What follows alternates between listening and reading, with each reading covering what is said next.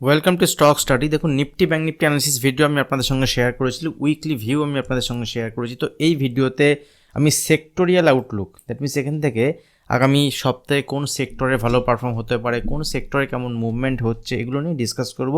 সঙ্গে কিছু স্টক নিয়েও ডিসকাস করব বিভিন্ন সেক্টরের। তো দেখুন, যদি আমরা এখান থেকে সেক্টর ওয়াইজ দেখি, সবথেকে ভালো পারফরমেন্স কোন সেক্টরের, সেটা হচ্ছে আইটি সেক্টর।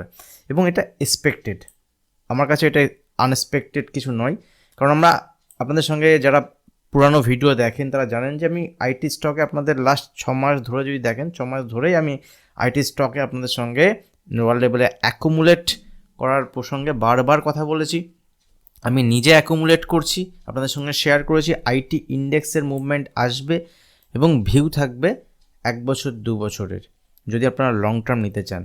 আমরা প্রিমিয়াম গ্রুপে শেয়ার করেছিলাম, বিভিন্ন আইটি ইন্ডেক্সের কলের পজিশন নিয়েছিলাম, সেখান থেকে ভালো প্রফিটও আমরা জেনারেট করেছি এবং আমরা সেখানে প্রফিটও বুক করেছি। কারণ এখান থেকে দুদিনে যে মুভমেন্ট আইটি ইন্ডেক্সে আমরা আইটি স্টকে আমরা দেখেছি, আইটি ইন্ডেক্সে যদি দেখি দুদিনে এখান থেকে একটা ভালো পজিটিভ সাইডে মুভমেন্ট হয়েছে এবং সেখানে লাস্ট দুদিনের যে মুভমেন্ট হয়েছে 8%-এর মুভমেন্ট এখানে হয়েছে। আইটি ইন্ডেক্সের যদি 8% মুভমেন্ট হয়, সেখানে বিভিন্ন আইটি স্টকের 10% 12%-এর বেশিও মুভমেন্ট হয়েছে। টিসিএস ইনফোসিসের মতো স্টকে যদি দেখেন লাস্ট দিন, এখান থেকে কিন্তু খুব ভালো পজিটিভ সাইডে মুভমেন্ট হয়েছে এবং আমাদের পজিশন ছিল।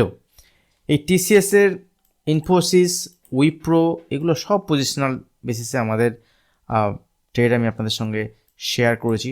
আমি আমার ভিউ আপনাদের সঙ্গে শেয়ার করেছি। দেখুন, লাস্ট টাইম যখন আমি উইপ্রো নিয়ে আপনাদের সঙ্গে ভিডিও শেয়ার করেছিলাম এই সব লেভেলে, লাস্ট টাইম যখন আমি ইনফোসিস নিয়ে আপনাদের সঙ্গে ভিডিও শেয়ার করেছিলাম, দেখুন ইনফোসিসের যখন রেজাল্ট এসেছিলো, রেজাল্ট যদি দেখি, রেজাল্টের পরে ইনফোসিসের কিন্তু 10% একটা ফল এসেছিলো। কারণ ইনফোসিসের ম্যানেজমেন্টে যে কমেন্ট্রি এসেছিলো, উইক কমেন্ট্রি, তার বেসিসে স্টকের ক্ষেত্রে আমরা কারেকশান দেখেছিলাম। দেখুন এখানে আমি আপনাদের সঙ্গে শেয়ার করেছিলাম, এখান থেকে ইনফোসিসে কিন্তু এটা বাইং অপরচুনিটি, আগামী দিনে এখান থেকে পজিটিভ সাইডে মুভমেন্ট আমাদের দেখাতে পারে। দেখুন ইনফোসিসে কিন্তু সেখান থেকে যদি দেখেন, লোয়ার লেভেল থেকে যদি দেখেন ইনফোসিসের, এখান থেকে কিন্তু আপনি যদি লো দেখেন, লো থেকে আজকে ইনফোসিসের এখান থেকে প্রায় 20%-এর মুভমেন্ট, 18%-এর মুভমেন্ট, ঠিক আছে। এখান থেকে কারেকশন আসার পরে কিন্তু আস্তে আস্তে এরপর প্রত্যেক পজিটিভ শুরু হয়েছে।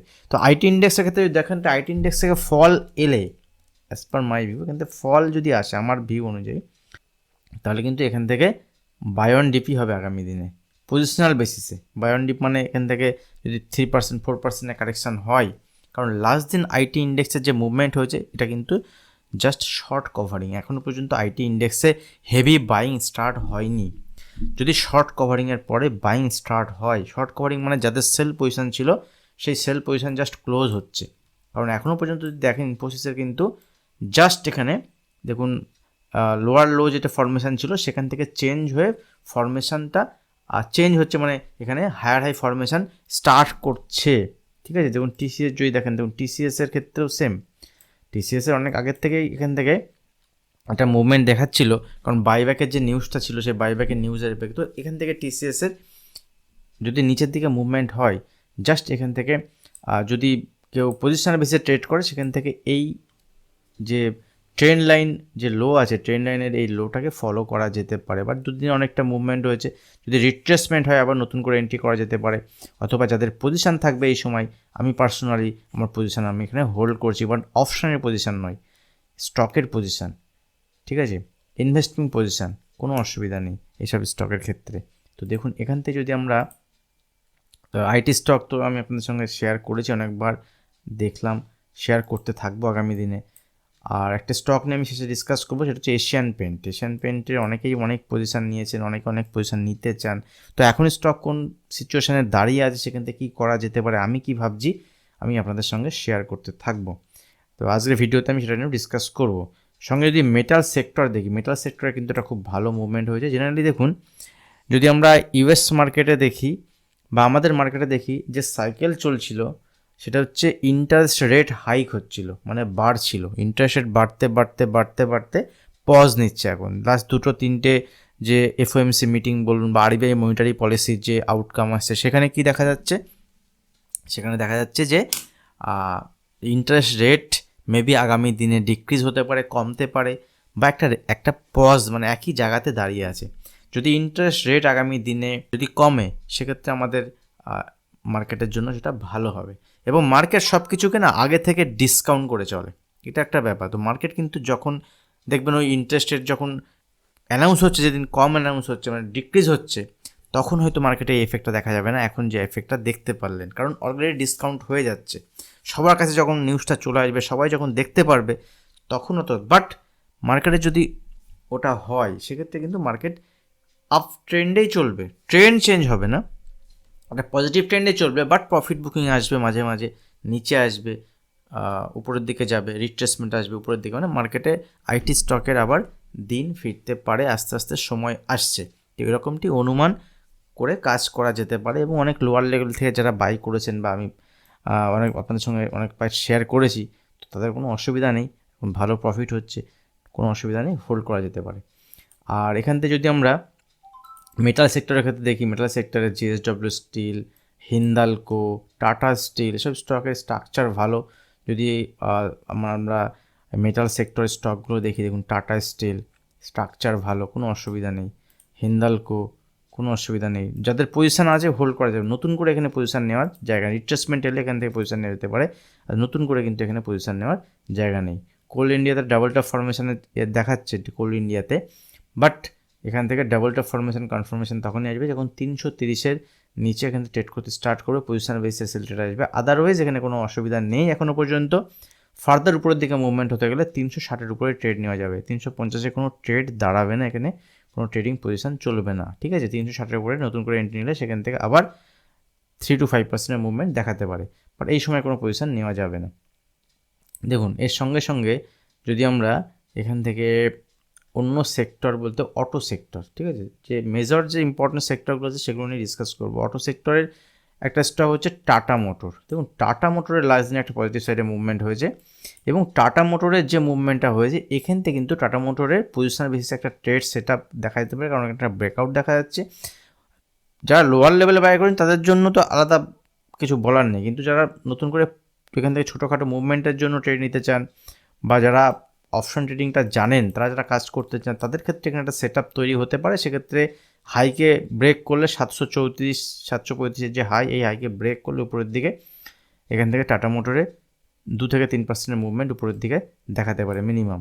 সেক্ষেত্রে নিচের দিকে একটা stop loss 1:2 risk ratio maintain করে ট্রেড করা যেতে পারে, ঠিক আছে। টাটা মোটরে একটা পজিটিভ সাইনে মুভমেন্ট হতে পারে, এখানে এক্সপেক্টেড দেখা যাচ্ছে। বাট দেখুন এখান থেকে টাটা মোটরে লাস্ট বার যখন আমরা দেখেছিলাম, তখন কিন্তু এখানে ব্রেকআউট হওয়ার পরে আবার নিচে রিট্রেসমেন্ট হয়েছিল।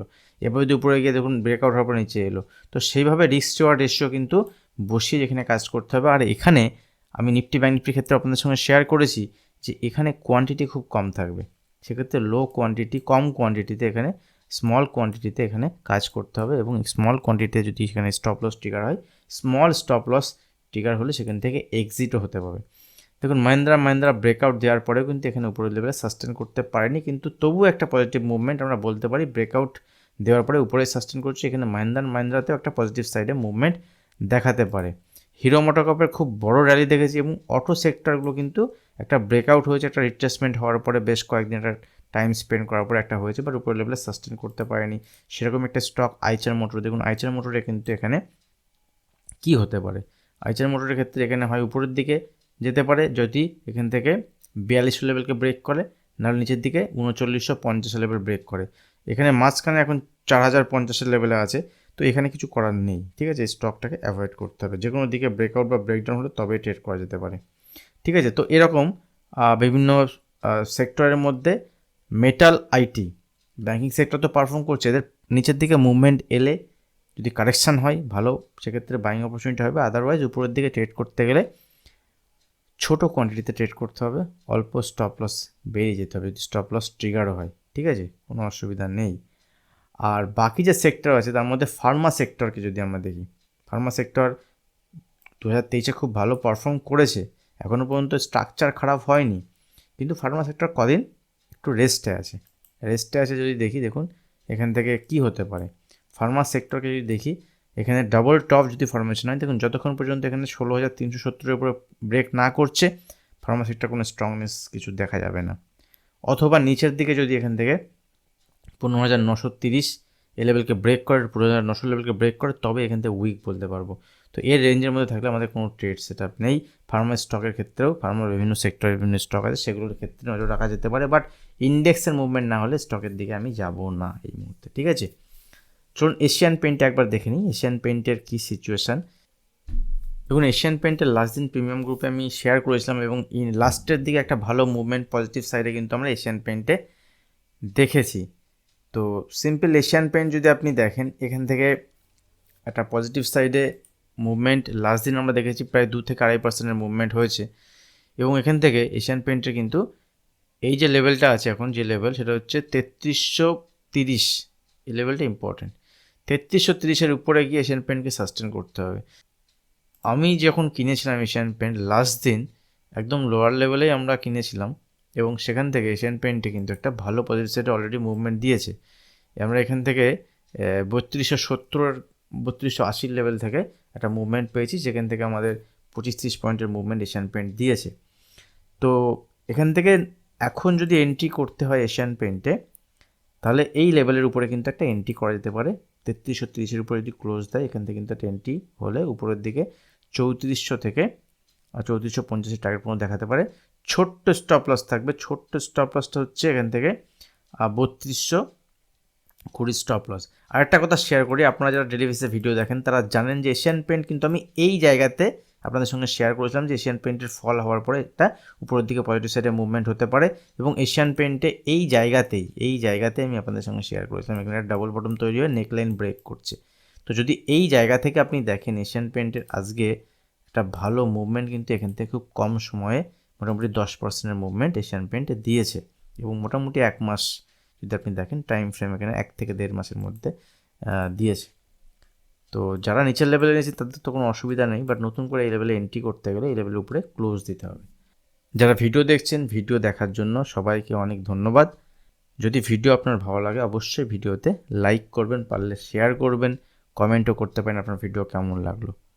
আর এখন যারা চ্যানেল সাবস্ক্রাইব করেনি অবশ্যই চ্যানেল সাবস্ক্রাইব করে বেল আইকনটি প্রেস করবেন, সেক্ষেত্রে আগামী দিনে যখনই কোনো নতুন ভিডিও আপলোড করবো আপনার কাছে নোটিফিকেশন পৌঁছে যাবে। আজ ভিডিও এখানে শেষ করছি, দেখা হবে নেক্সট ভিডিওতে। ধন্যবাদ।